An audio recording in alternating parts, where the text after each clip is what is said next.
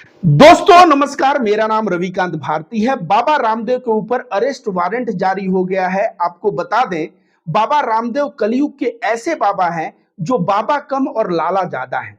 माल कमाने के चक्कर में अंधे इतने हो जाते हैं कि कौन सा विज्ञापन करना चाहिए और कौन सा विज्ञापन नहीं करना चाहिए, यह दायरा ही भूल जाते हैं और विज्ञापन के माध्यम से झूठ को फैलाने लगते हैं।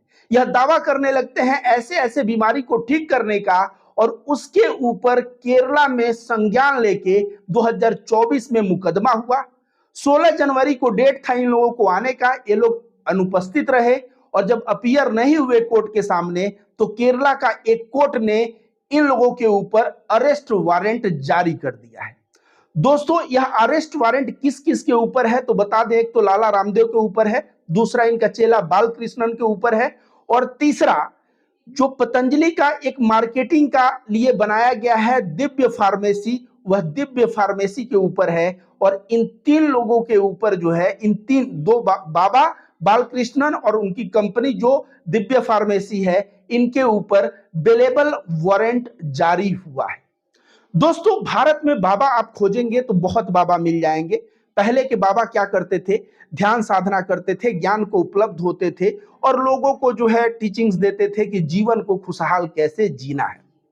उसके बाद दूसरे कैटेगरी के बाबा आए जो ये सब करते थे, इसके साथ साथ बोले कि मैं जो है माइंड रीडिंग भी करूंगा। जैसे बागेश्वर धाम का धीरेन्द्र शास्त्री, वह जो है माइंड रीडिंग वाले बाबा मार्केट में छा गए। इसके बाद बाबा आए कि जो योग साधना और ये सारी चीज सिखाएंगे, माइंड रीडिंग सिखाएंगे। इसके बाद जो है वह दवाई भी बेचने लगेंगे। और उस बाबा में पहला नंबर पे बाबा आते हैं बाबा रामदेव, लाला रामदेव, जिन्होंने पतंजलि कंपनी के तहत बहुत सारी दवाइयां बनाई। और इनकी जो देखा जाए ना योग्यता, शैक्षिक योग्यता में ये देखेंगे तो ये कितने पास हैं पता नहीं, लेकिन अपने आप को प्रकांड आयुर्वेद का पंडित बताते हैं। जहां तक आयुर्वेद का बात है, मैं रविकांत भारती सहमत हूं कि आयुर्वेद से बीमारियां ठीक होती है। यह एक विज्ञान है, उसकी पढ़ाई होती है, उसके कॉलेज होते हैं, उसके डॉक्टर होते हैं। लेकिन कोई भी आयुर्वेद का डॉक्टर ऐसे क्लेम नहीं करता कि एलोपैथ से कैंसर ठीक नहीं होगा, मैं ठीक कर दूंगा। कोई भी, वो अपना इलाज करते हैं, एलोपैथ को गाली नहीं देते। वे अपना इलाज करते हैं, हेम्योपैथ को गाली नहीं देते। चाहे कोई भी चिकित्सा पद्धति हो, यूनानी हो, हेम्योपैथ हो, आयुर्वेद हो, अपना जो है तरीका से इलाज करते हैं। वे लोग यह नहीं बताते कि एलोपैथ में इलाज नहीं है और हम इलाज देंगे। तो बाबा रामदेव ने ऐसा क्या प्रचार किया और कौन से धारा में मुकदमा हुआ, आइए इस बात को जानते हैं। बाबा रामदेव ने प्रचार किया कि वह डायबिटीज को ठीक कर सकते हैं, और डायबिटीज को ठीक कर सकते हैं, मोटापा को ठीक कर सकते हैं और कोविड को ठीक कर सकते हैं। और आप जानते हैं कि कोरोनिल को लेके कितना इनका खींचतान हुआ था। सुप्रीम कोर्ट में हाथ पैर जोड़ के किसी भी तरह से फटकार उटकार लगा के बच पाए हैं, नहीं तो बढ़िया से वहां पे ही, क्योंकि लाखों लाखों लोगों के जिंदगियों के साथ इन्होंने खिलवाड़ किया कोरोनिल बना के। और यह बोलते थे कि इससे ठीक हो जाएगा। बहुत सारे लोग तो उसी के भरोसे अंत तक निर्भर रहे और वे लोग अपना प्राण त्याग गए और उनकी मौत हो गई। इसके लिए जो हजारों मौत ऐसे हुई, उसके लिए जिम्मेदार कौन था? लाला रामदेव। सुप्रीम कोर्ट में जब मामला चल रहा था तो लाला रामदेव हमेशा ऐसे हाथ जोड़ के दिखेगा और लग रहा था कि अब माफी मांग रहा है, हाथ पैर जोड़ रहा है कि गलती हो गई, निकल जाने दो, माफ कर दो। लेकिन केरला में फिर वही गलती। वहां भ्रामक प्रचार कर रहे हैं कि डायबिटीज को ठीक कर देंगे, वहां भ्रामक प्रचार कर रहे हैं कि कोविड को ठीक कर देंगे। और इस पे 2024 में मुकदमा हुआ। 16 जनवरी को आना था, जब ये लोग आए नहीं, और जब आए नहीं तो बेलेबल वारंट जारी हो गया है। अगला डेट 1 फरवरी को है, देखेंगे 1 फरवरी को क्या होता है। लेकिन दोस्तों, आपको बता दें, जो भी आपको इलाज कराना है आयुर्वेद से कराना है तो आयुर्वेद के किसी अच्छे डॉक्टर से कंसल्ट करें।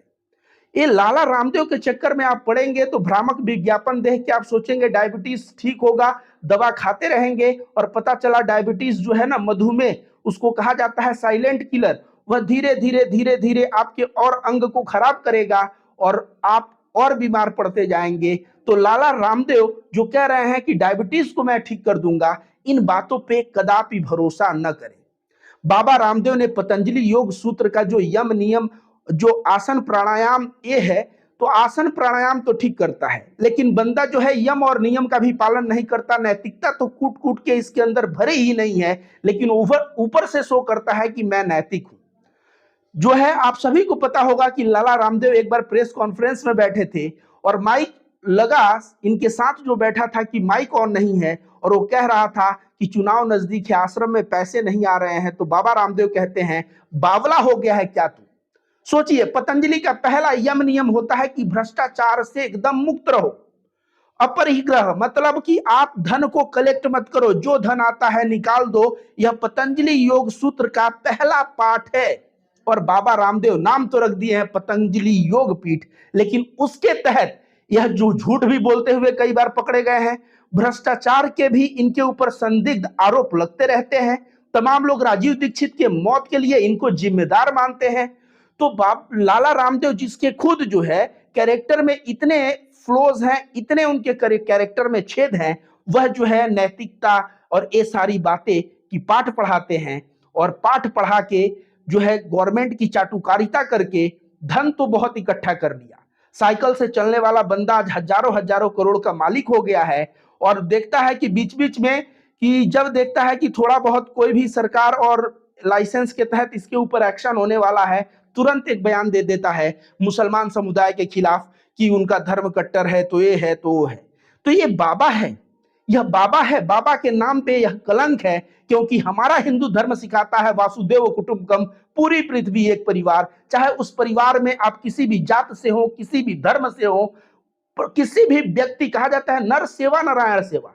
भगवान का सेवा, मनुष्य की सेवा ही भगवान की सेवा है।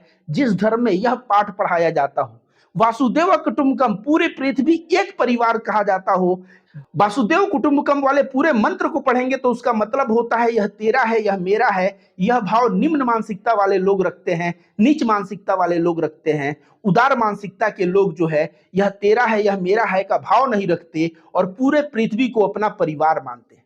यह है हिंदू धर्म। लेकिन हिंदू धर्म के नियमों पे चलना नहीं है, इनको धर्म का आड़ लेके दुकान चलाना है। और उस दुकान चलाने में यह इतने मशगूल हो गए कि चाहे उसमें झूठ बोलना पड़े, भ्रष्टाचार करना पड़े, झूठा भ्रामक प्रचार करना पड़े, हर एक चीज करेंगे। आप सोचिए दोस्तों जरा, किसी बाबा के ऊपर मुकदमा, वो भी भ्रामक प्रचार और झूठ फैलाने के लिए।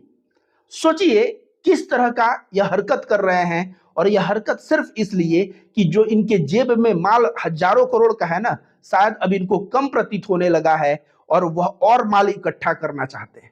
तो हमारा देश है और यह देश संविधान पे चलता है और संविधान किसी को बकसता नहीं। चाहे आप बाबा हो और चाहे आप लाला हो, चाहे आप ढोंगी हो और चाहे आप दिखावा करते हो। ऐसे में मैं बता दूं, इनके ऊपर जो मुकदमा हुआ है औषधि और चमत्कारिक उपचार 1954 3D धारा के तहत हुआ है। और यह मुकदमा अब हुआ है, ये लोग पहुंच नहीं पाए हैं। जमानत जो है, इनको बेलेबल वारंट है, जमानती वारंट है। तो अब देखिए, यह जब अरेस्ट होंगे उसके बाद जमानत लेंगे या जमानत पहले ही ले लेंगे। लेकिन इनके कैरेक्टर का छेद कोई आदमी अपने मुंह से बोल के नहीं बता रहा है। इनके चरित्र का जो छेद है, कैरेक्टर में जो फ्लॉज हैं, उसको केरला की एक कोर्ट ने बताया था। और कुछ दिन पहले तो आपने देखा ही कि किस तरह से सुप्रीम कोर्ट में हाथ पैर जोड़ते ऐसे यह नजर आ रहे थे।